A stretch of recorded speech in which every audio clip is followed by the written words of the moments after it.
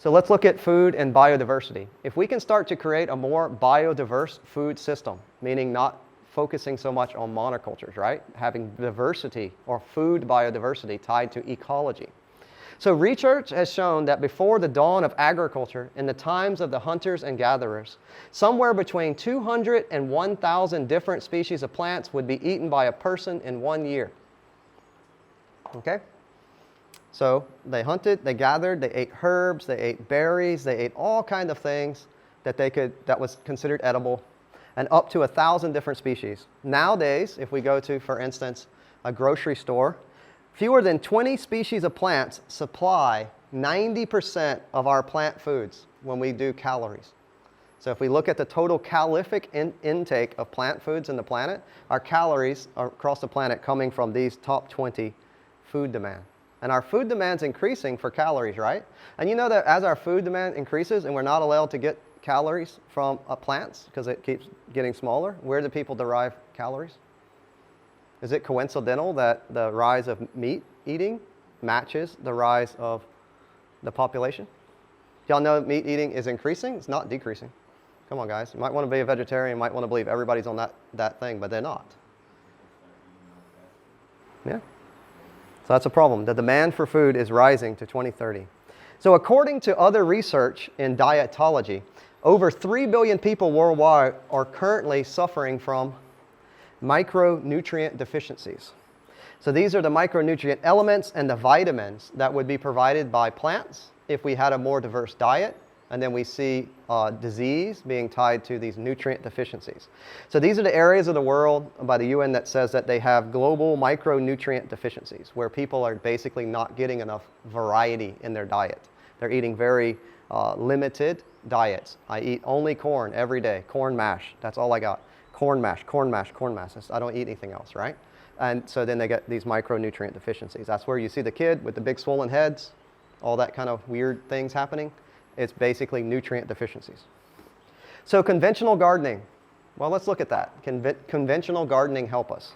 In conventional gardens, the gardener is constantly engaged in a battle in the form of pests, diseases, drought, too much rain, and eventually nature itself.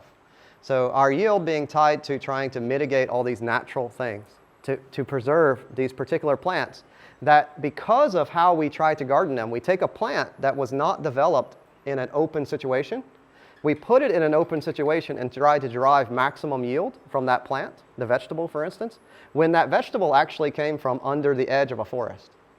Never find vegetables out in the middle of the field. That's a grassland, right? We found them, the herbs. Think about all our natural herbs. Where did they come from? Naturally. If I went hiking and I saw wild spring onions, I saw wild garlics, I saw these things, where are they going to be? Out in the middle of the field where the cows? No. So this is where we start to look back to moving and having a relationship to our tree cover and our vegetation. That's a spacing. So that allows me to have a balance. So that's what we're going to look for when we shift gears. We're going to go into design. How do I design to maximize the balance of vegetables and fruits and nuts, berries, for instance? So look at conventional garden. A food forest is a very different concept than a garden. Major difference in how it's approached. Here, everything grows together in a way that is very similar to a natural woodland. So a regular garden, person has a cleared space, it's just grass, they go in, they make raised beds, make everything square, whatever, they raise their bed, put their vegetables in it, put some irrigation. If they don't come, it collapses. But this other guy standing in his backyard, but it was the same backyard, before and after. So the concept may be described as wild gardening. Now this is a very young food forest because the little fruit trees that he's standing next to, they're not very tall. They're maybe 1 year old. So during the adolescence of the food forest, before the tree gets big, you see all the vegetation on the ground, allowing you to grow vegetables. And as the tree grows up, you shift the balance. Okay, so that's what we're going to look more into. So conventional gardening, well, in food forests, the food production for humans is arranged in a more harmonious way for nature. Instead of battling against nature, the food forest works in harmony with nature. We start to study the plant, we study the tree, and we say, if we give it what it wants, it doesn't really need me to interact with it very much. So my job is to find the interactions or spacings between two trees so that they don't fight with each other. It's like little kids. I just have to keep them from fighting and they will grow up, right? That's about what I need to do. It's like Montessori school. The teacher's there and just says, make sure they don't fight, but the rest of the time, let them do what they want. They're going to grow up. They'll be good kids. Don't worry. Just don't let them kill each other. So at that point, that's how I look at my kids. I let them run around like crazy as much as I can, because why? They're kids. They're going to do stuff. They're going to run. They're going to do that. So that's kind of like wild gardening. Let it do what it wants to do. Just make sure two things don't fight and or compete with each other. When they compete, they lower the yield. If we can have a spatial relationship, the yield will be higher. So this concept, the food forest concept, starts to develop in the last, say, 30 years. So numerous permaculturalists are propagating the idea of forest gardens or food forest. A food forest is in the tropics. The tropics has a closed canopy. A forest garden is a term used in a temperate climate, the north or the south, because it has a open canopy, right? So this is this aspect. So in 1995, Graham Bell started building his forest garden based on the 1991 book, The Permaculture Garden. So what is a permaculture garden? Is it a garden, like organic gardening, or is it more of this wild garden? Do you understand? And then when we start to really look at that, we go, well, why are there squares? And why are the paths not more arranged naturally, right? You notice if we walk in a food forest, it's just like winding paths going through trees. That's more of a natural way that you would have moved through those trees. We didn't lay it out in a grid, and that's what we want to start more so look at. Forests are not grids. In 1996, Ken and Addie Fern visited Robert Hart's food forest, and they liked it so much that it inspired them, and they started a project. It's a great project. So if you want to know and be able to research your plants for your forest or your food forest, it started as a book called Plants for the Future, and now it's basically an organization. So every fruit tree and like every vegetable has been classified on the internet, and all the research is done for you. You just got to go online, and it's free. So edible plants database, the pfaf.org. Okay, go check it out. Plants for a Future. So these are the plants that we would look into to design. You pick it, you like it, so grow what you eat what you grow. So if I like to eat this, go find the plant, and then you can design based on that. So in 2002, Patrick Wheatfield wrote the book, How to Make a Forest Garden. So he starts to get into more design. So before, it was more theory. People were just saying, this is really cool. We should design gardens based on nature, right? Great concept, but nobody was doing the design work. Now we start to see people moving into how to actually design this in line with understanding the database of natural plants.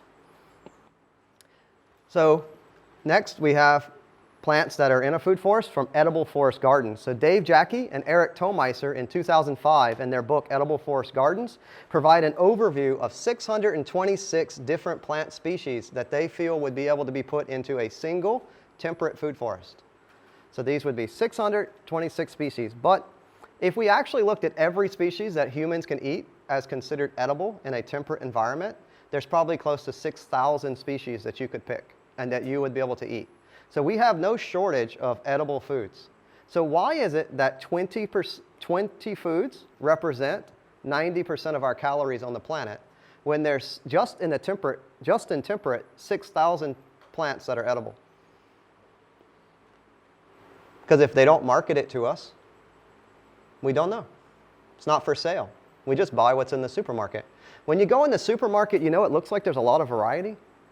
All these different packagings and all these different cereals, but they're all made out of the exact same thing, just in a different box. That's the problem. So you go into the supermarket and there's only 20 plants that represent 90% of the calories within the supermarket. In 2008, Jeff Lawton presented the movie Establishing a Food Forest. And this was one of the first things that I saw that was like, wow, man, that's really cool. I want one of those. I want to get one of those. It didn't really, actually, when I first did my first one, maybe I didn't understand well enough. It's not explained well enough. It's not a course on it, for instance. It's just a info thing, but it was really cool. So I highly recommend that. It's on YouTube for free. And I'll present. So at this point, there's numerous food forests around the world, so at present. They're all over, and this gives you an idea of how we can start to look at a food forest, a little bit of an infographic.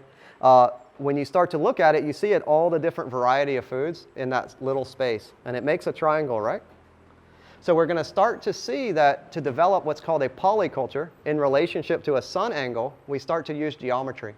So they're designing the food forest based on geometry. It's very simple. So once we start to see it, we go, wow, that's easy. That's all you have to do? Yep, that's it. Pick the plants you want, lay them out in the correct triangle based on spatial relationships and the height, and then you'll get maximum yield. And then you have to design access. How do I want to walk around my food forest? What do I want to do? Right? So it's pretty simple. So in this instance, we have plants here in a food forest. Well, the majority of plants within the food forest are going to be considered multifunctional. So what does that mean? For instance, many times asked about moringa, right? Moringa, great tree. So right there, that's a moringa tree. I can eat the seed pod. I can let it go to seed. I can eat raw or cooked the leaves. If I pollard it, right, or I can pollard the tree, which means I can cut the top branches for mulch, feed to another tree. I can coppice a tree, which means I cut it at the bottom and it'll grow back, and I can eat that as a vegetable. That means that tree, and it fixes nitrogen. It's a nitrogen fixation tree. Also, it's a very small tree, so it doesn't make much shade, right? So all of those things are reasons why I may like mulberries, or I may like that tree of moringa. See, how do you like a moringa more than a mulberry or mulberry? I can define the multifunctional uses of each plant. So the more uses that I can see, the more functions it performs, the more useful it is to me, right? So I may like this plant, or I like to say I have a propensity to like this one more than this one, but I can tell you why. I like this one more because it does this, this, and this more than this one. And when we look at an arrangement, we can pick the plants that you want to use for whatever functions you want them to perform. So an example, nitrogen-fixing trees, an olive tree, for instance, the autumn olive, which is also an excellent plant for bees. So if I get olive oil and I get honey. And it produces great yields of edible berries. So I can eat the berry, oil, and honey. Interesting. Or a practical example, a productive food forest ecosystem in a temperate climate is the forest of Martin Crawford, which is established about 20 years ago. So very established food forest. Martin has up to 400 species incorporated in his food forest, and that makes it the most rich in biodiversity of all food forests currently known in temperate climates. You can check out his YouTube video, Martin Crawford's Forest Garden. And also there's a book that describes that very well, Food from Your Forest Garden. So great books available online.